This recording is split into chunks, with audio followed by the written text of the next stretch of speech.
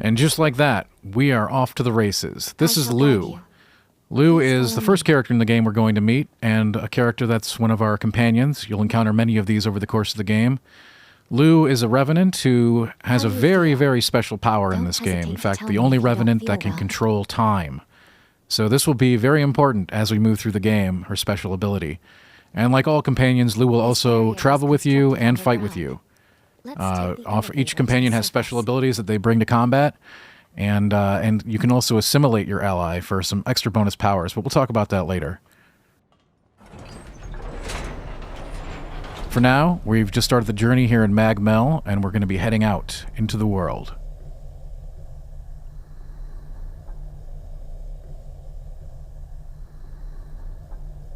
So this island of Magmel is sort of a tutorial area for the player to get used to things before heading out into the greater world. So we'll get a taste of the action here. Is the tower on the hill.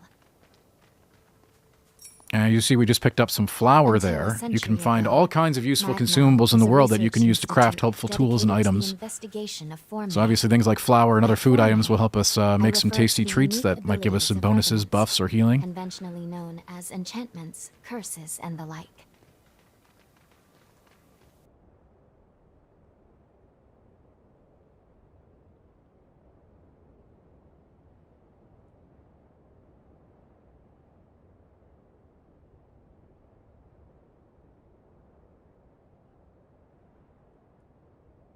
Another world snuffed from existence.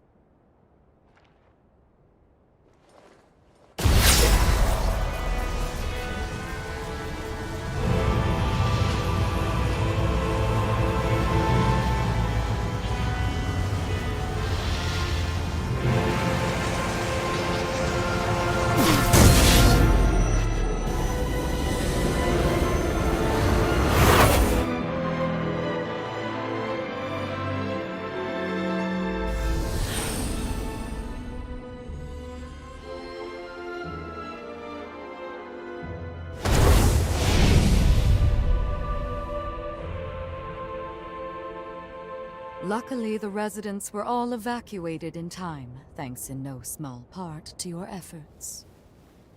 My name is Lavinia Rhoda. It is I who carries on the great Idris's mission and legacy. It is you, though, who must save the world of man.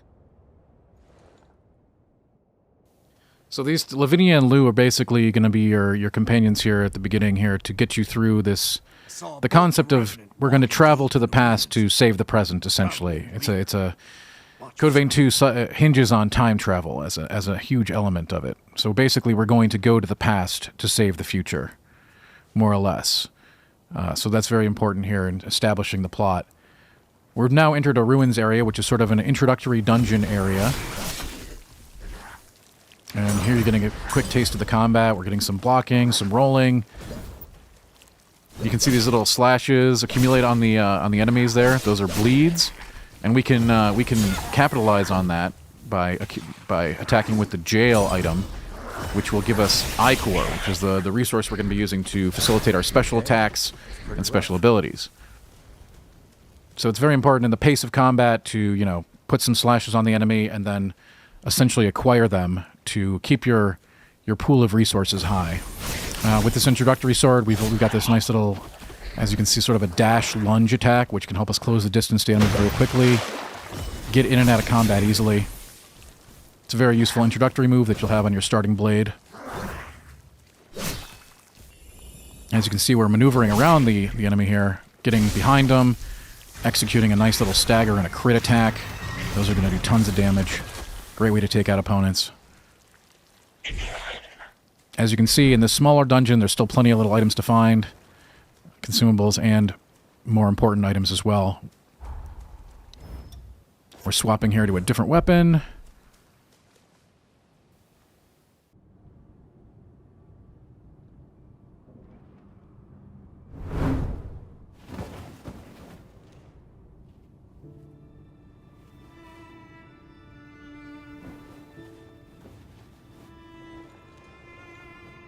Ah, you've come too. As I feared, the memories may still take some time to return. Forgive me, I certainly didn't mean to startle you. My name is Lou Magmel. I am a Revenant. Bear with me, for this may come as a shock. You have died once already.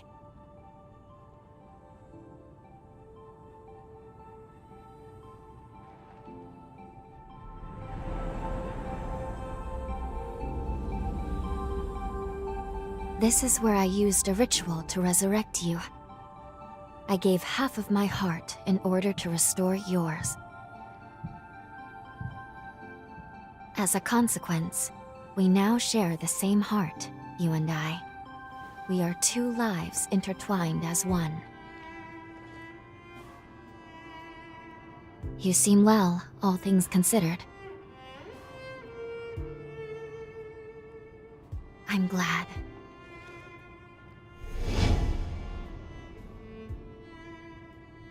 Do you think you can stand? There is someone that I'd very much like for you to meet.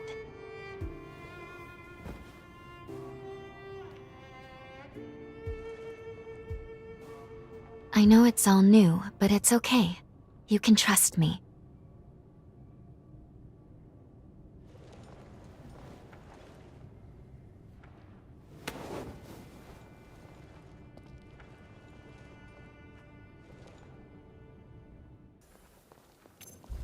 And we have swapped weapons to the bayonet. This is an interesting weapon archetype in the game. You'll find different varieties of this. It does allow for both ranged and melee combat. So you'll need ammunition to do the ranged, but it's got quite an interesting moveset, as you can see, in melee range as well. So this is a really cool sort of versatile playstyle that you can employ if you like bayonets.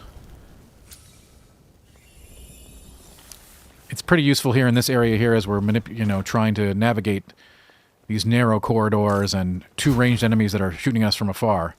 So the bayonet will let us shoot back, as well as get in their face. So depending on how you like to play, the bayonet might be a great option. There's multiple options for you to check out as you go through the game, different archetypes.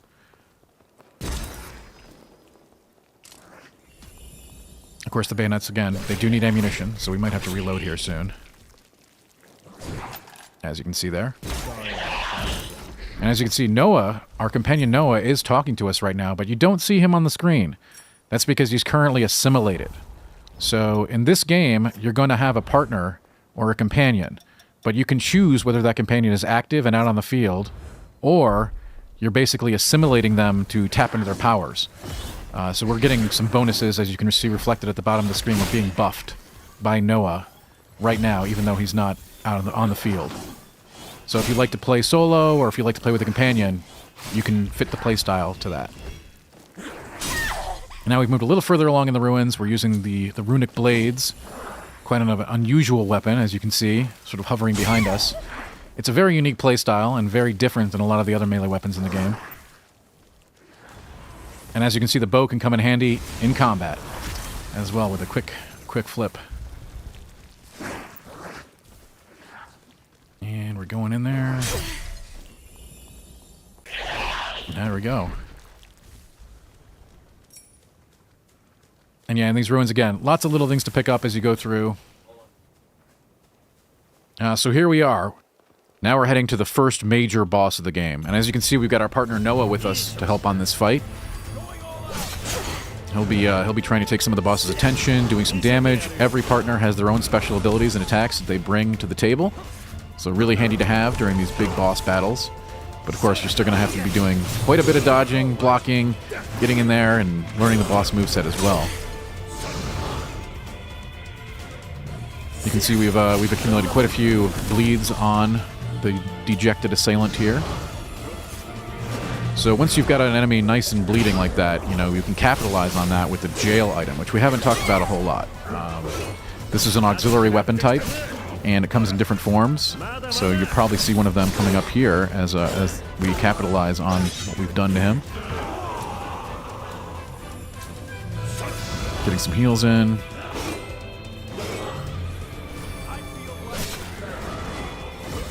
And of course, you're going to want to keep your Ichor high so you can continue to use your special abilities and powers, which will make a big impact in fights like this. You can see we've got a stagger on there. Now we're going to execute an attack with our jail. It gives you an AoE attack, sort of a cone attack in front of you.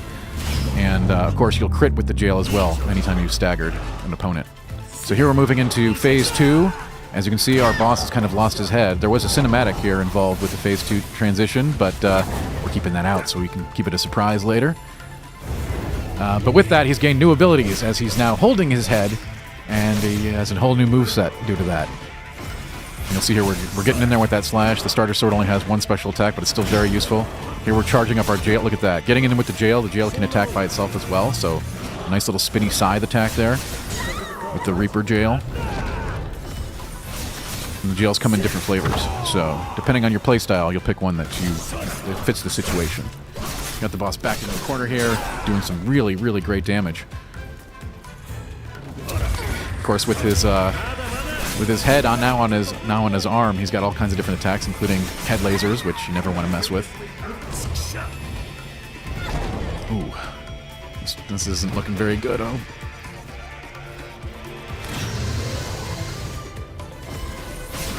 Oh, well, that was a really good attempt. Didn't quite make it. Another world snuffed from existence.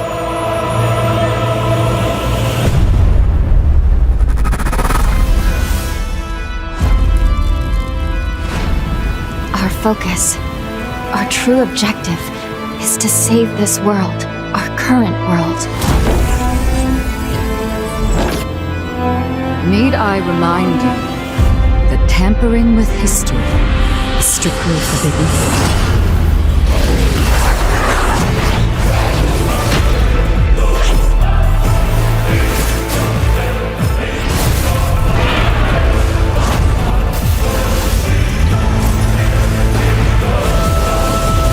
It's time I faced my past. Let's go.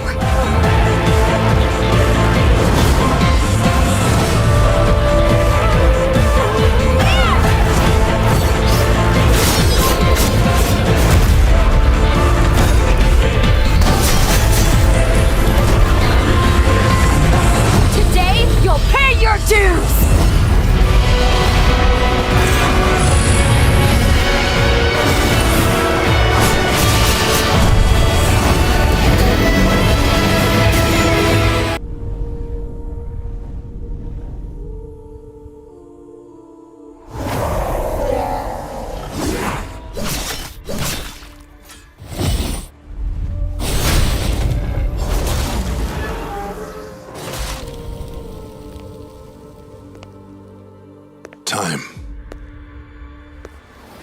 For some, it heals. For others, it wounds. And for our world, it promises only oblivion. Our hopes lost long ago.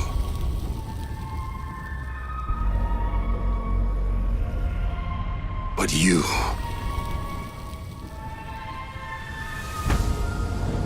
have the power to change all of this.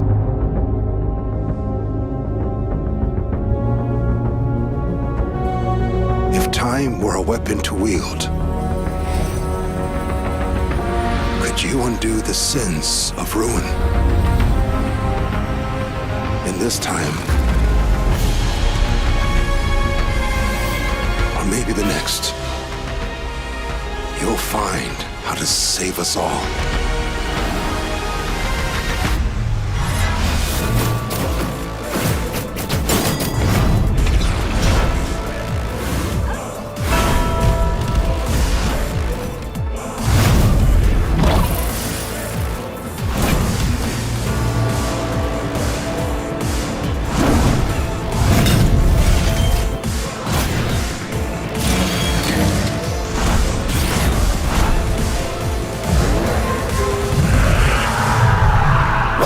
Code Vein 2 is the highly anticipated sequel to Bandai Namco's hit action RPG, and it looks set to evolve the anime Souls-like formula in bold new directions with deeper systems, higher stakes, and fresh mechanics that push both combat and storytelling forward.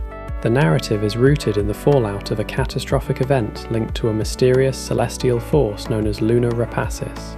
Revenants, the vampiric warriors at the heart of the series, are no longer just battling to survive. They're spiraling into madness, mutating into grotesque creatures called horrors, and tearing apart a fragile world that was already drowning in ruin.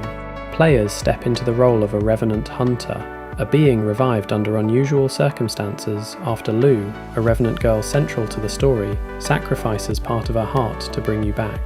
From there, the two of you embark on a journey that spans both the present and a fractured parallel past, with the ability to alter the destinies of key characters and possibly prevent a new catastrophe from consuming what's left of humanity. Combat has always been the series' defining feature, and Code Vein 2 raises the bar with new mechanics and weaponry. The familiar system of draining blood from enemies to unlock and power blood codes returns, but it's been expanded into more flexible, modular ability trees that let players shape builds around aggressive offense, hybrid support, or technical mastery. New jail weapons take the spotlight, unleashing cinematic finishes and devastating special attacks that add dramatic flair to encounters. 2 completely new weapon types have been confirmed alongside enhancements to returning favourites, giving fans more variety and freedom in how they approach fights. Every swing, dodge, and parry is designed to emphasise impact and timing, ensuring the Souls-like roots remain intact while layering in that stylish, anime-inspired flash that made the first game stand out. One of the most notable upgrades is the partner system. Lou is once again a companion in battle, but the system itself has been massively expanded to include additional allies, each with unique combat styles, AI improvements, and narrative ties that deepen your emotional connection to them. Partners are no longer just support, they're woven more tightly into the story, making the choice of who fights by your side as much a personal decision as a tactical one. Now you can enjoy the screenshots without any interruption. Enjoy!